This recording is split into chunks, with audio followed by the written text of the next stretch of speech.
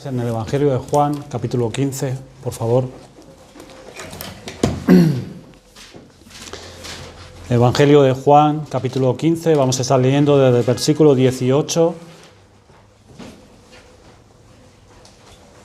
hasta el versículo 25.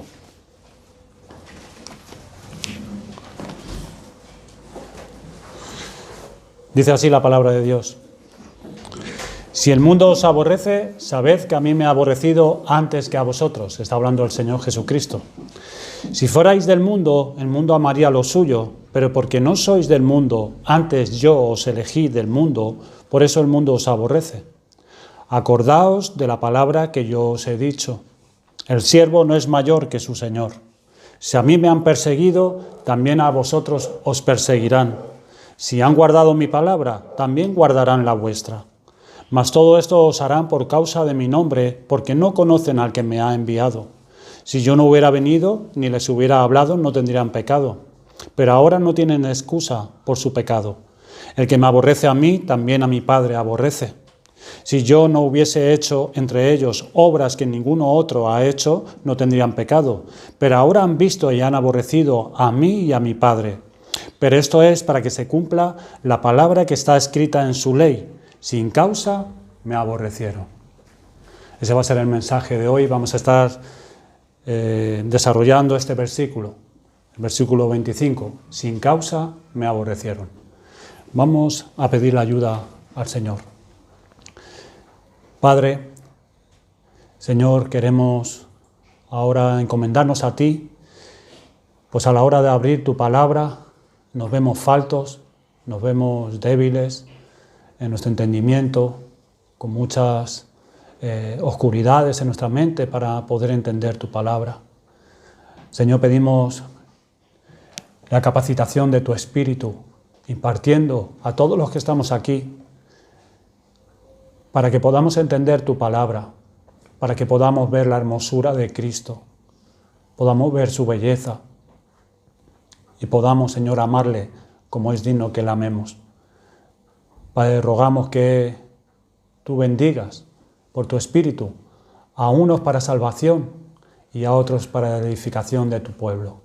Te lo pedimos en el nombre de Jesucristo nuestro Señor. Amén. Sin causa me aborrecieron.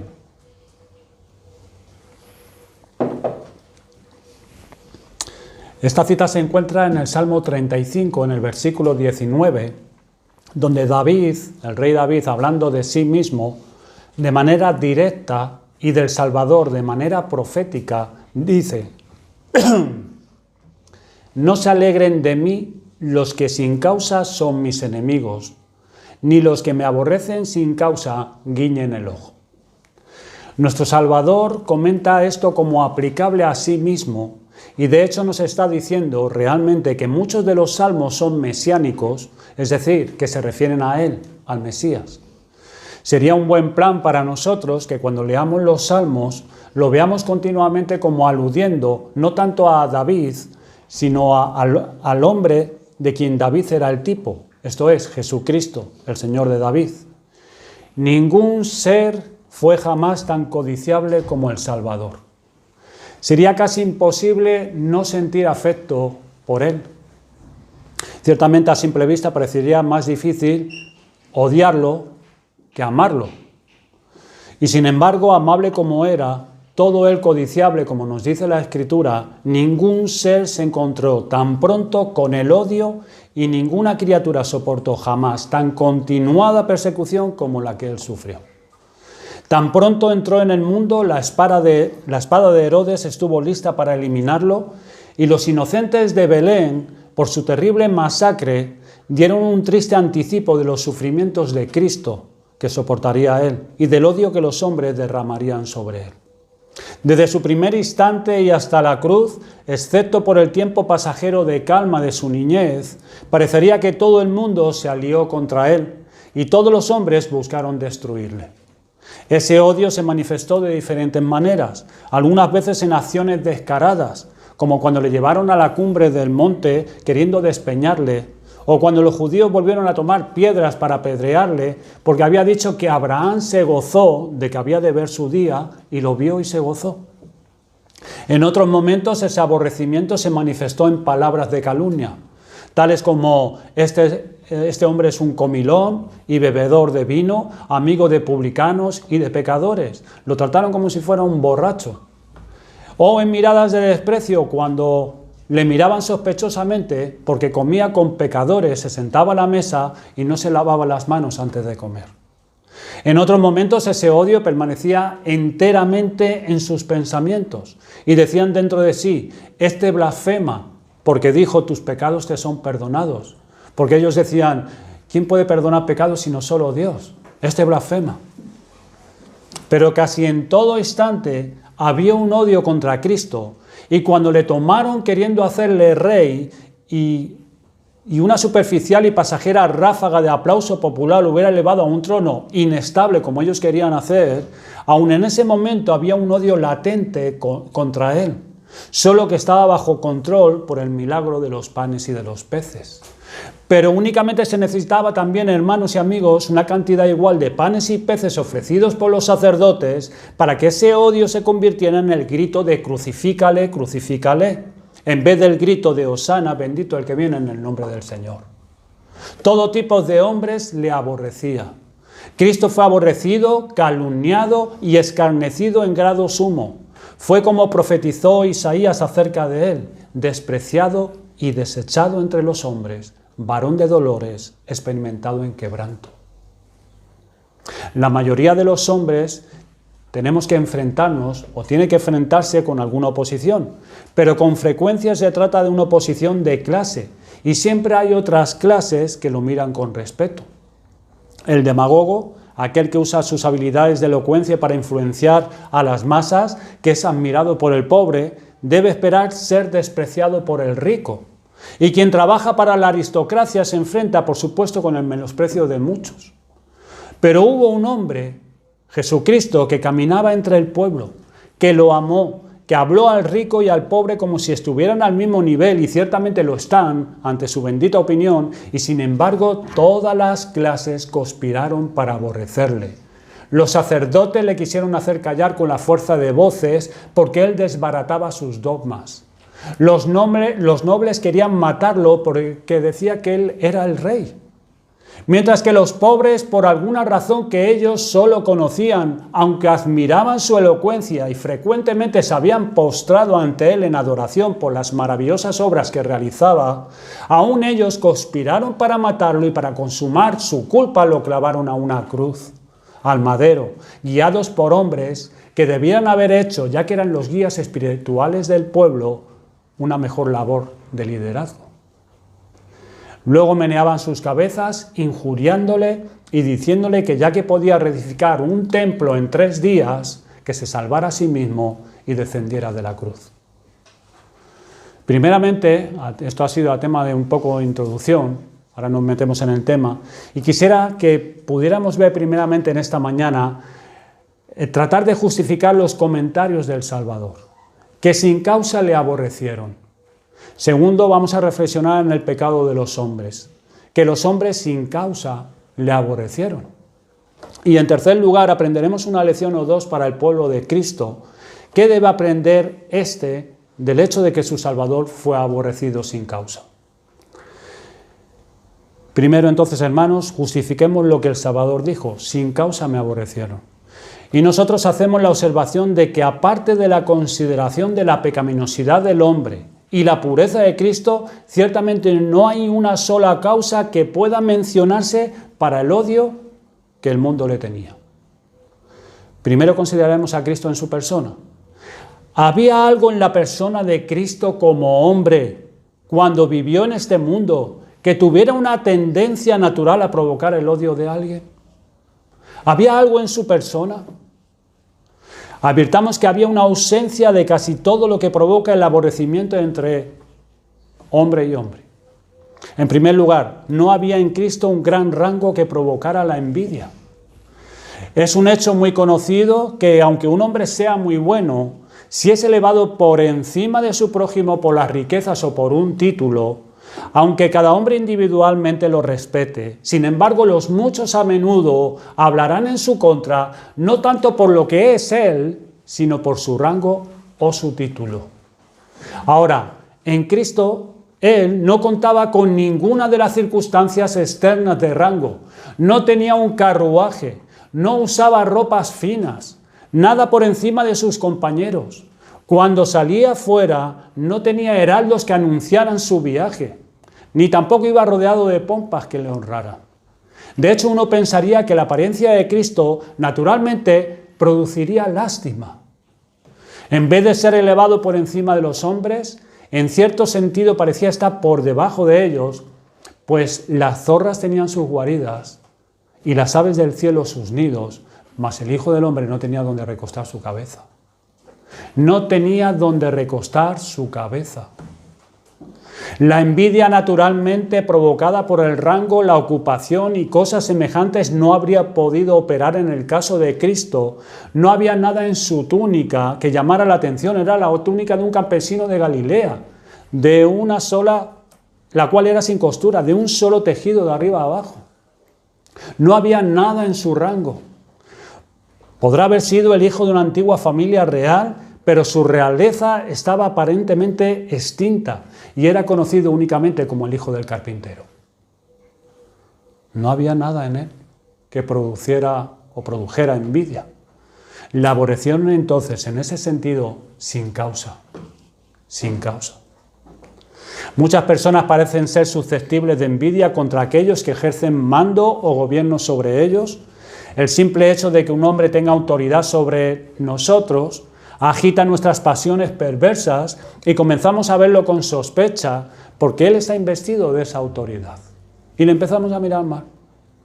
Algunos hombres se adaptan naturalmente al sistema y obedecen simplemente porque la regla está dada.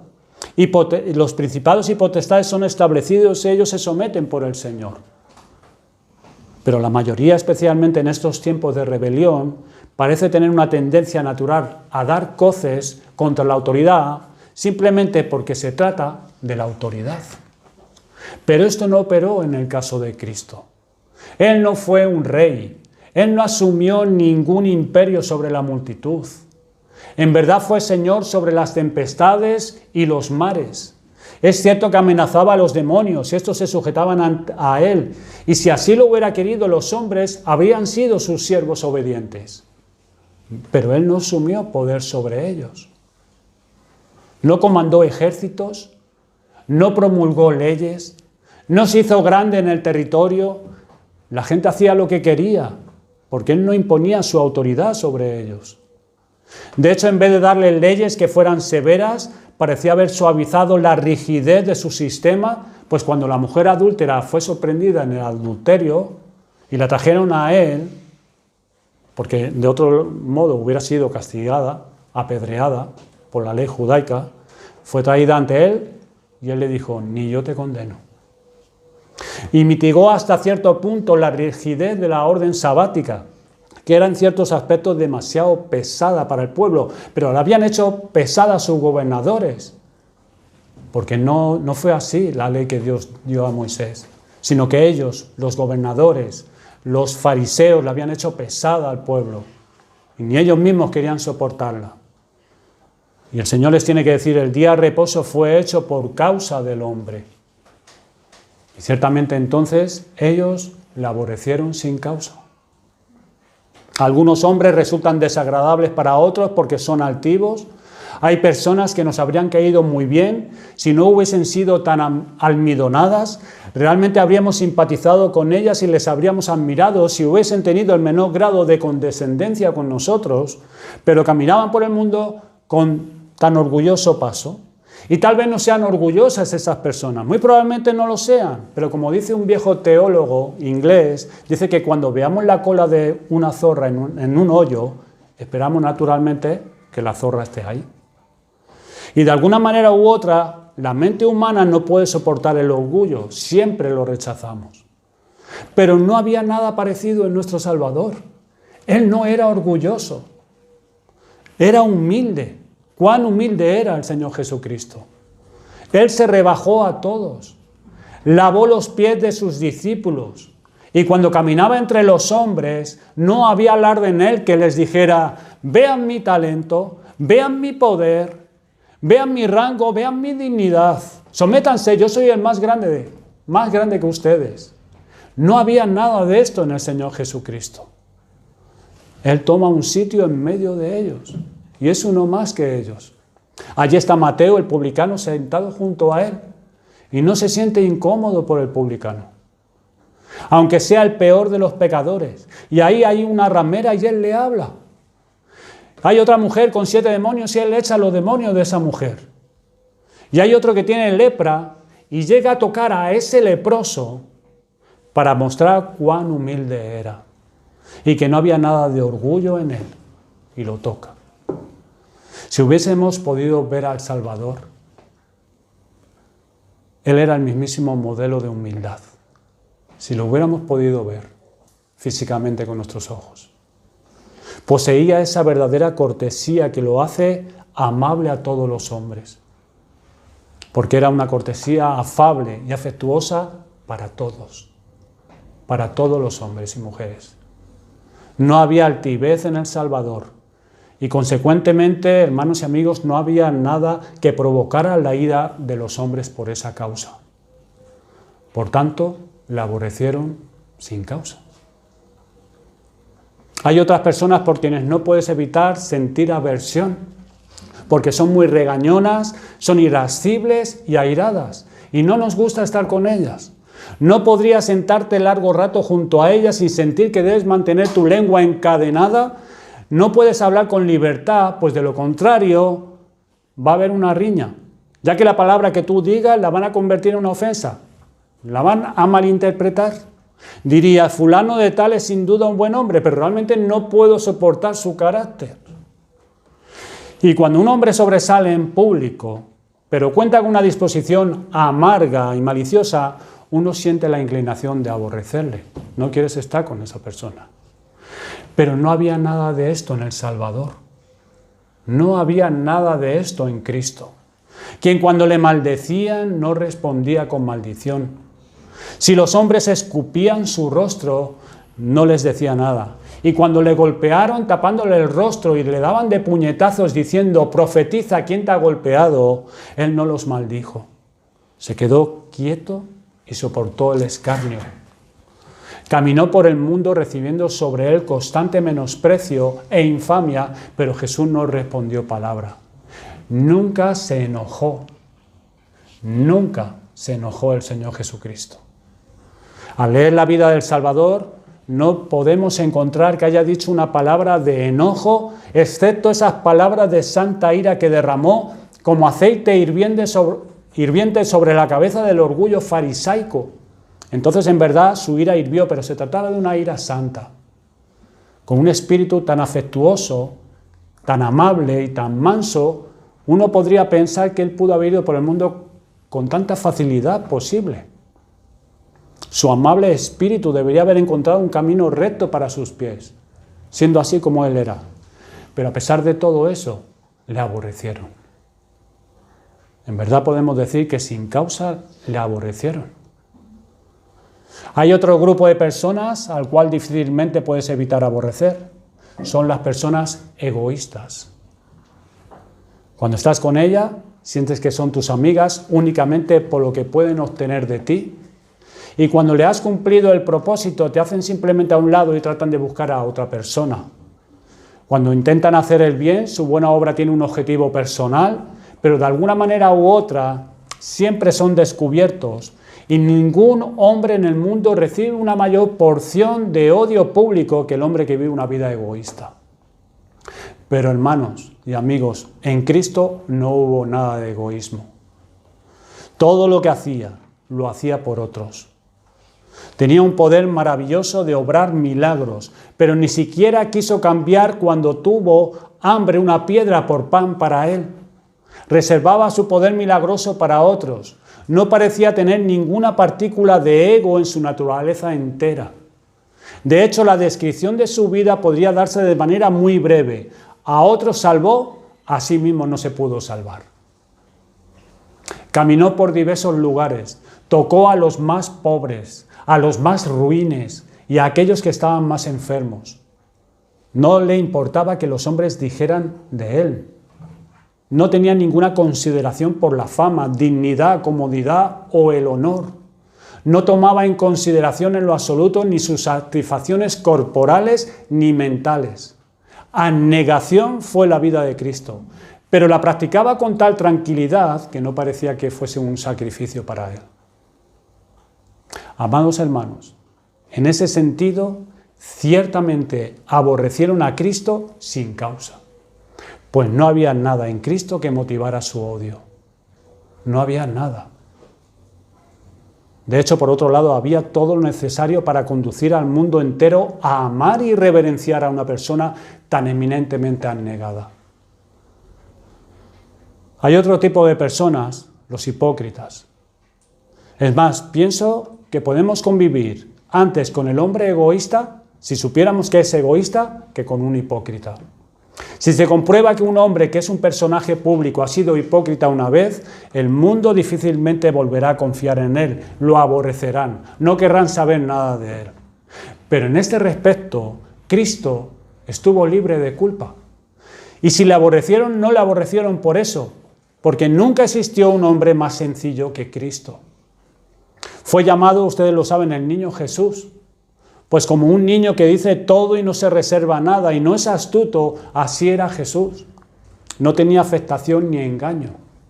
Siempre era el mismo, en el cual, como nos dice la palabra de Dios, no hay cambio, ni mudanza, ni sombra de variación. Entre todas las cosas que el mundo habló de Cristo, nunca dijo que creía que fuera un hipócrita. Y entre todas las calumnias que le endosaron, nunca dudaron de su sinceridad. Si hubiesen podido demostrar que realmente se hacía pasar como bueno ante ellos, habrían tenido una base para aborrecerle. Pero él vivía a la luz del sol de la sinceridad y caminaba en la cima de la montaña a los ojos de todos, ya que era observado continuamente. Era un ejemplo viviente de una vida de piedad. No podía ser un hipócrita. Y los hombres lo sabían. Y sin embargo, le aborrecieron.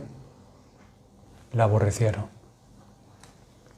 Verdaderamente, amigos, si ustedes inspeccionaran el carácter de Cristo en toda su hermosura, en toda su benevolencia, en toda su entrega, en toda su intensa avidez de beneficiar al hombre, en verdad ustedes dirían, sin causa, le aborrecieron. Sin causa. No había nada en la persona de Cristo que condujera a los hombres a aborrecerle. No había nada. A continuación, hemos visto en su persona, ¿hubo algo en la misión de Cristo que pudiera hacer que la gente le aborreciera? Si le hubiesen preguntado, ¿por qué razón has venido del cielo? ¿Habría habido algo en su respuesta que provocara su indignación y su odio contra él? No lo creo. ¿Cuál fue el propósito de su venida? ¿Cuál fue el propósito de Cristo al venir a este mundo? Él vino primordialmente para explicar misterios. Misterio que estaba oculto. Para decirles lo que significaba el cordero del sacrificio. ¿Cuál era el significado del chivo expiatorio Azazel? ¿Cuál era el propósito del arca, de la serpiente de bronce y de la urna que contenía el maná? Vino para rasgar el velo del lugar santísimo y para mostrar a los hombres los secretos que no habían conocido nunca antes. ¿Por qué habrían de odiar a aquel que alzó el velo del misterio y alumbró las cosas entenebrecidas y resolvió los enigmas? ¿Por qué habrían de odiar a aquel que les enseñó lo que Abraham deseaba ver y lo que los profetas y los reyes anhelaban conocer, pero que murieron sin conocerlo? ¿Por qué le habrían de odiar por eso? ¿Había algo en todo eso que los condujera a odiarlo? ¿Con qué otra misión vino Cristo? Vino a la tierra para recuperar al descarriado. Y tú piensas, ¿hay algo en ello que llevara a los hombres a odiar a Cristo? ¿Por qué él quiso recuperar al descarriado?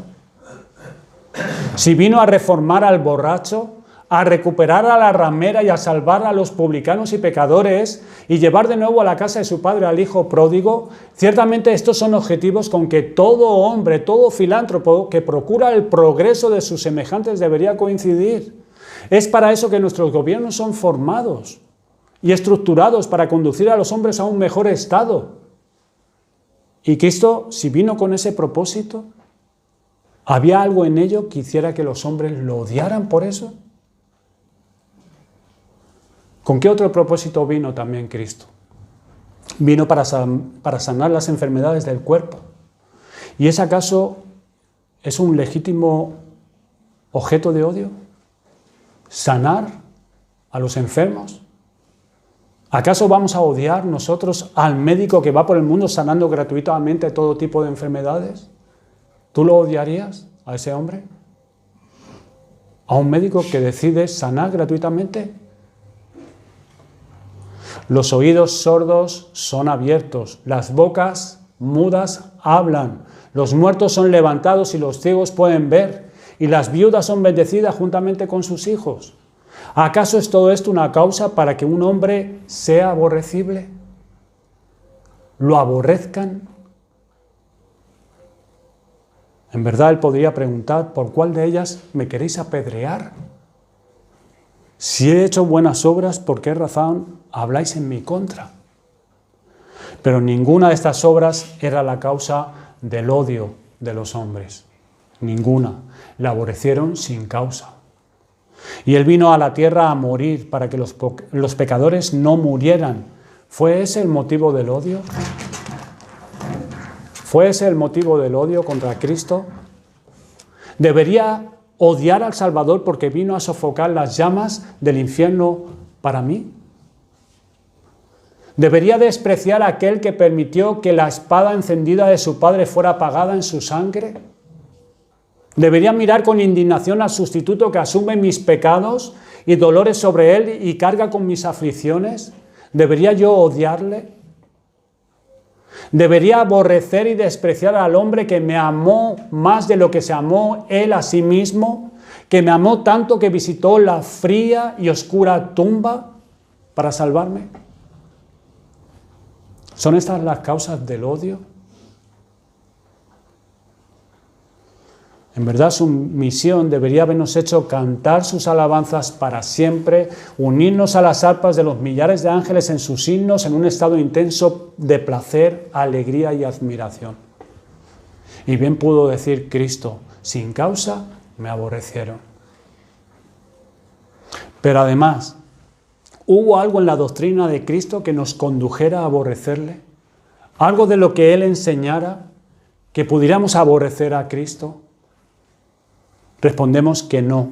No había nada en su doctrina que pudiera provocar el odio de los hombres. Tomen sus doctrinas preceptivas, lo que el Señor enseñó. ¿Acaso no nos enseñó que hagamos a otros como queremos que ellos hagan con nosotros? ¿Acaso no fue el exponente de todo lo que es amable y honorable y de buena reputación? ¿Fue acaso la parte ética de sus doctrinas que odiaron los hombres? Miren lo que enseñó el Señor, lo que enseñó. Él enseñó que los ricos y los pobres deben estar al mismo nivel. Él enseñó que su evangelio no debía limitarse a una nación en particular, sino que debía ser gloriosamente expansivo y que debía cubrir todo el mundo. Esta tal vez fue la razón principal de su odio contra él, pero ciertamente no había una causa justificable para su indignación en esto. No había nada en Cristo que condujera a los hombres a odiarle. Y sin embargo, le aborrecieron, sin causa. Ahora, en segundo lugar, reflexionemos sobre el pecado del hombre, como el motivo de haberle aborrecido sin causa. Hermanos, no les voy a decir de los adulterios del hombre, las fornicaciones y los asesinatos. No les hablaré de las guerras del hombre y los derramamientos de sangre y las hambrunas, crueldades y rebeliones que produce todo eso. No les voy a hablar de eso. Si necesito hablarles del pecado del hombre, debo decirles que el hombre es un deicida, que hizo morir a su Dios y sacrificó a su Salvador. Y cuando les haya dicho eso, les habré dado la esencia de todo pecado, la obra maestra del crimen. El hombre es un deicida. El hombre se excedió a sí mismo cuando asesinó a su Salvador, y tal pecado eclipsó a Herodes cuando el hombre sacrificó al Señor del universo, al amante de la raza humana que vino a la tierra a morir. Nunca se muestra tanto el pecado en su carácter sumamente pecaminoso como cuando lo vemos apuntando a la persona de Cristo, a quien aborrecieron sin causa. En cualquier otro caso, cuando el hombre ha aborrecido el bien, ha habido siempre circunstancias atenuantes. Nunca vemos el bien en este mundo sin alguna aleación. Independientemente de cuán grande sea la bondad de alguien, hay siempre una clavija en la que podemos colgar una censura. Independientemente de cuán excelente pueda ser el hombre, hay siempre alguna falla que disminuye nuestra admiración o nuestro amor. Siempre le vamos a colgar algo. Pero en El Salvador no había nada igual. No había ninguna falla. No había nada que pudiera ensuciar el cuadro. La santidad se destacaba a plenitud en la vida. Había santidad y únicamente santidad. En el caso de Cristo, los hombres no podrían hacer eso, pues aun cuando buscaron falsos testigos que hablaran en contra de él, sus testigos no pudieron ponerse de acuerdo. No había nada en él sino santidad.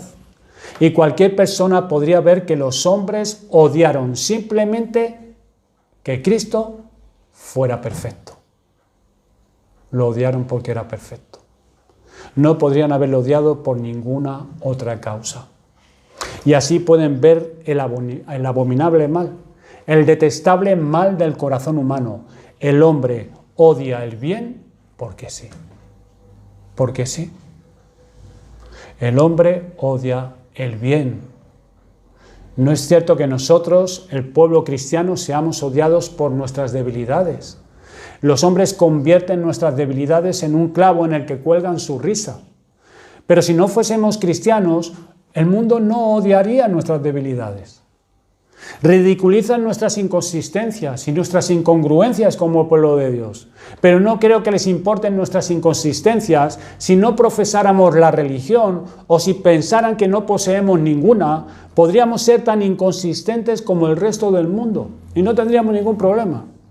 Pero debido a que El Salvador no tenía ni inconsistencia ni debilidades, los hombres se quedaron sin excusa para odiarle. Y se vio que el hombre naturalmente odia el bien, porque es tan malo que no puede hacer otra cosa que detestar el bien. Y permítanme apelar ahora a cada pecador aquí presente y preguntar a cada uno en particular si ha tenido alguna vez una razón para odiar a Cristo. ¿Has tenido alguna vez una razón para odiar a Cristo? ¿Para aborrecerle? Alguien puede decir, yo no le odio. Tú dices que no odias a Cristo.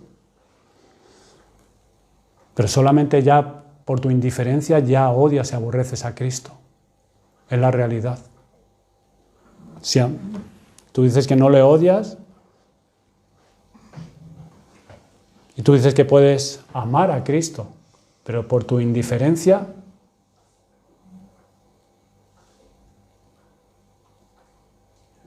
quizás estés diciendo que no eres consciente de que haya alguna oposición en tu corazón contra Cristo y su Evangelio. Puede ser que no estés consciente, pero el hecho de que no estés consciente hace tu caso más triste aún todavía. Porque si tal vez si lo supieras y lloraras por ello, vendrías a Cristo. Pero como no lo sabes y no lo sientes, eso es una prueba de tu hostilidad.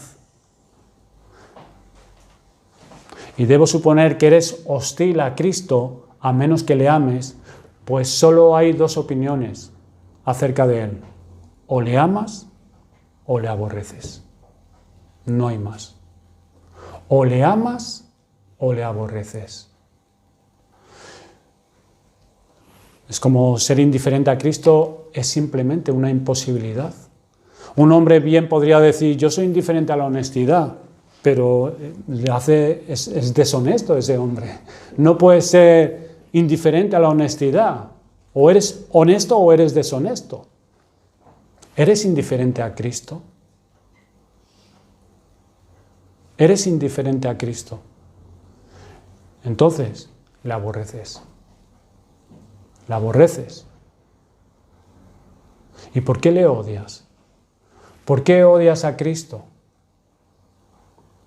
¿Por qué le aborreces? Muchas veces has sido cortejado por el Evangelio. Has resistido los llamados, muchos de ellos. Dime ahora, ¿por cuál de las obras de Cristo le aborreces? ¿Por cuál de las obras? ¿Por qué razón aborreces a Cristo? ¿Por qué le maldices? Y tú me dices, no, yo no le maldigo. Sí le maldices.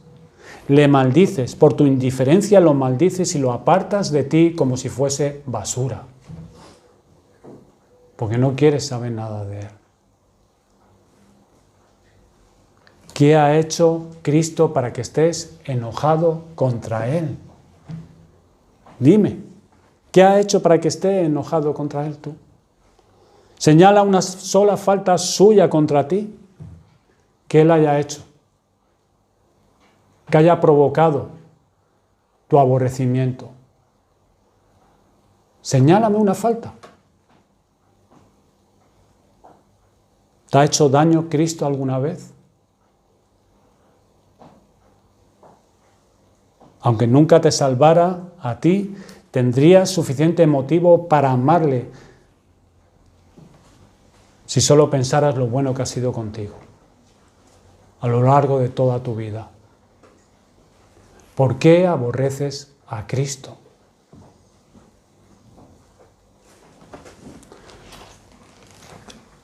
Yo te digo que si tú aborreces a Cristo, no solo le odias sin causa, sino que le aborreces teniendo amplias razones para amarle. Para amarle. Piensa por un momento, ¿qué ganas con odiar a Cristo? ¿Qué ganas con odiar a Cristo? Muchos pecadores, por odiar a Cristo, han sido encerrados en la cárcel. Tienen un cuerpo enfermo, un hogar en ruinas, una pobre esposa que ha sido golpeada, unos hijos que se escabullen cuando ven al padre entrar en la casa, porque le tienen miedo. Muchos hombres que han odiado a Cristo es lo que han conseguido en esta vida. Eso es lo que han conseguido.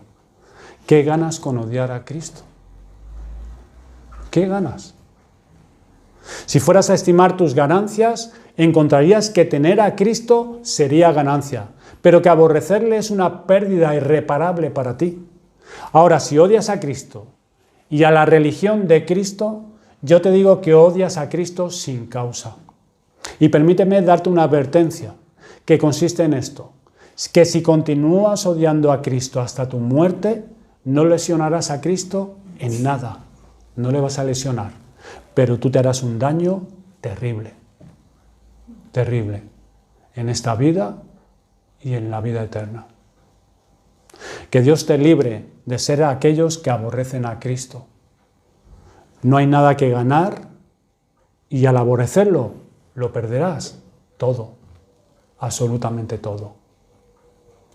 ¿Por qué causa los hombres odian a Cristo y le persiguen? ¿Por qué causa odian a Cristo los hombres carnales e impíos? ¿Por qué odian el Evangelio de Cristo y lo rechazan? ¿Por qué odian a sus ministros? ¿Qué daño les han hecho sus ministros que llevan el Evangelio? ¿Qué daño pueden hacerles cuando más bien anhelan hacerles todo el bien del mundo? ¿Por qué es que odian a Cristo? ¿Saben por qué? Es solo porque están desesperadamente metidos en la maldad, porque veneno de áspides, dice la palabra de Dios, hay debajo de sus labios y sepulcro abierto es su garganta. De otra manera, amarían a Cristo, no lo aborrecerían, lo amarían. Sin causa, le aborrecieron. Y sin causa, hoy en día los hombres aborrecen a Cristo y al Evangelio. Y ahora, cristianos, debo predicarles por unos instantes. En verdad ustedes y todos nosotros, verdaderos cristianos, tenemos una gran razón para amar a Cristo ahora, pues una vez lo odiamos sin causa, le aborrecimos sin causa. ¿Alguna vez han tratado mal a un amigo sin darse cuenta? Es algo desafortunado que la mayoría de nosotros lo hayamos hecho alguna vez. Sospechábamos que un amigo nos había hecho algún daño, reñimos con él durante varias semanas, no le hablamos y sin embargo no nos había hecho nada. Lo único que fue quizás advertirnos o fue una confusión. Y qué tristeza sentimos cuando nos dimos cuenta de lo que habíamos hecho, que le habíamos hecho daño a un amigo. ¿Y no deberíamos, hermanos, llorar nosotros cuando hemos injuriado al Salvador? ¿No deberíamos, hermanos, llorar cuando vino a nuestra puerta y le cerramos la puerta en su cara? Hemos hecho lo que no podemos deshacer, hemos menospreciado a nuestro Señor, hemos insultado a nuestro amigo y hemos arrojado deshonra sobre aquel que admiramos. ¿Acaso no lloraremos por Él? ¿Acaso no gastaremos nuestra propia vida por Él, hermanos? Derramó su sangre por nuestros pecados, por nuestra traición. Así que, hermanos, construyamos monumentos a Él. Donde quiera que vivamos, donde quiera que vayamos, acumulemos monumentos de alabanza para que su nombre sea divulgado. Y donde quiera que vayamos, digamos con abundantes lágrimas lo que Él ha hecho y digamos que le hemos tratado mal y le hemos malentendido durante mucho tiempo. Le aborrecimos sin causa, hermanos. Por tanto, amémosle. Amémosle. Y ahora también quisiera 2 lecciones rápidamente para los santos. En primer lugar, si tu Señor fue aborrecido sin causa, no esperes tener una vida tranquila en este mundo. No esperes, hermano o hermana, tener una vida tranquila en este mundo. Si tu Señor estuvo sujeto a todo este menosprecio y a todo este dolor, ¿supones tú que te vas a pasear a lo largo de este mundo en un carruaje, con una vida fácil? Si así lo suponen, estarán maravillosamente equivocados. Como su Señor fue perseguido, ustedes deben esperar lo mismo. No nos compadezcamos a nosotros mismos. En esos casos caemos en autocompasión por nosotros mismos. Pero no nos compadezcamos cuando somos perseguidos y despreciados por el mundo, sino regocijémonos en el Señor. Pues no solo nos ha concedido que creamos en Él, sino que suframos por Él. Así que guardemos nuestra compasión, guardémosla para aquellos de quienes el mundo habla bien, guardémosla para aquellos contra quienes el ay es pronunciado. Ay de vosotros cuando todos los hombres hablen bien de vosotros. No queremos de los hombres su compasión, que guarden su compasión para los señores de esta tierra, que son aplaudidos por todos los hombres. Nosotros no queremos el aplauso de los hombres, nosotros queremos servir al Dios vivo y verdadero. Nosotros no les pedimos conmiseraciones, más en todas estas cosas nos regocijamos. Y dice la palabra de Dios que nos gloriemos en las tribulaciones, sabiendo que las cosas que nos han sucedido por la providencia del Señor han redundado y redundarán más bien para el progreso del Evangelio. Y contamos con gozo cuando caemos en todo tipo de pruebas. El verdadero pueblo de Dios se goza cuando caemos en todo tipo de pruebas. Pues nos alegramos porque de esta forma el nombre de Cristo es conocido y su reino es extendido. Otra lección, también para el pueblo de Dios, es traten de que si el mundo los odie sin causa. Sin causa. Si el mundo va a oponérseles, no tienen caso que provoquen que el mundo se les oponga. Este mundo es lo suficiente amargo sin necesidad que nosotros le tengamos que añadir más vinagre. Algunas personas se figuran que el mundo los perseguirá, por tanto se ponen en una posición de lucha como si estuvieran invitando a las persecuciones. Pero bueno, yo no veo que ningún bien se derive de esto. Así que no intentemos ni provoquemos que otras personas nos aborrezcan. Realmente la oposición a la que se enfrentan algunas personas no es por causa de la justicia. Pedro en su primera epístola nos lo explica bien, sino por causa de su propio pecado o por causa de su propio carácter ofensivo. Por ejemplo, algunos cristianos trabajan en una empresa y él dice que es perseguido por causa de la justicia, pero él posee una mala disposición en su empresa. Él discute con sus compañeros, habla con dureza a sus compañeros y luego el jefe le regaña. Eso no es ser perseguido por causa de la justicia. O hay otro creyente, quizás un comerciante en la ciudad, tal vez no es visto con mucha estima. Él dice que es perseguido por causa de la justicia, pero en realidad es que no mantuvo un verdadero descuento a sus clientes, sino que los engañó. Eso no es ser perseguido por causa de la justicia. Otro dice que es perseguido por causa de la justicia, pero anda por todos lados asumiendo autoridad sobre los demás y entremetiéndose en lo ajeno, y en vez de estar metido en sus propios asuntos y las personas le tienen que responder y le reconvienen. Eso no es ser perseguido por causa de la justicia. Pueblo cristiano, cuídate de que si eres perseguido, sea por causa de la justicia de Cristo. Pues si te persiguen por tu causa, debes aguantar las consecuencias.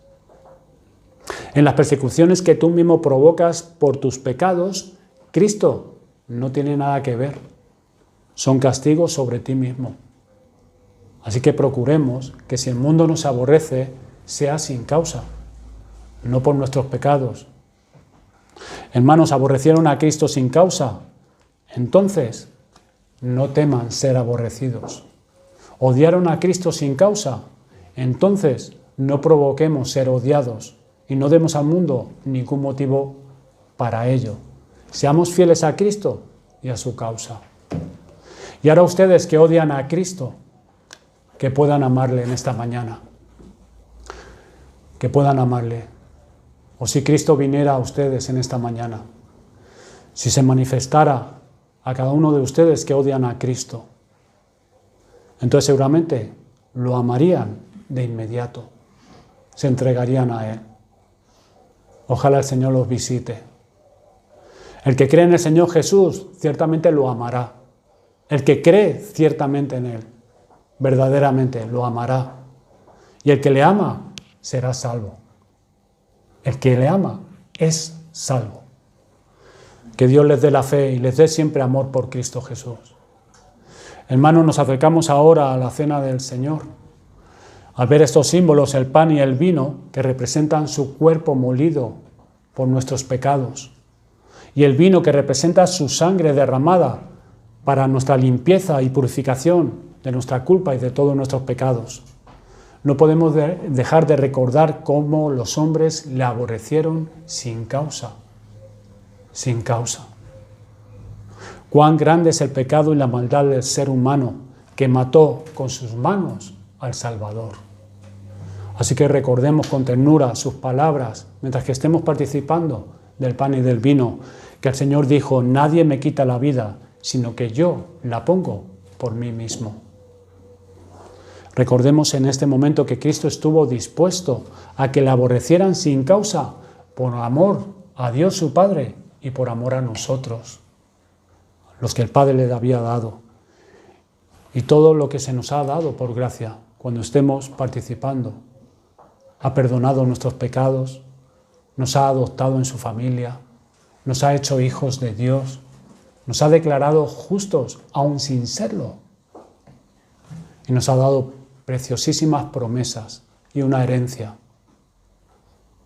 Qué precioso es el bendito Cordero de Dios. Qué hermoso es Cristo Jesús. Ojalá el Señor nos haga ver a Cristo de esta manera, abriendo nuestros ojos, que podamos verle así, y renovemos nuestro amor, nuestra fe, nuestra obediencia, nuestra santidad, nuestro servicio y nuestra entrega a Él y por Él. Vamos a orar.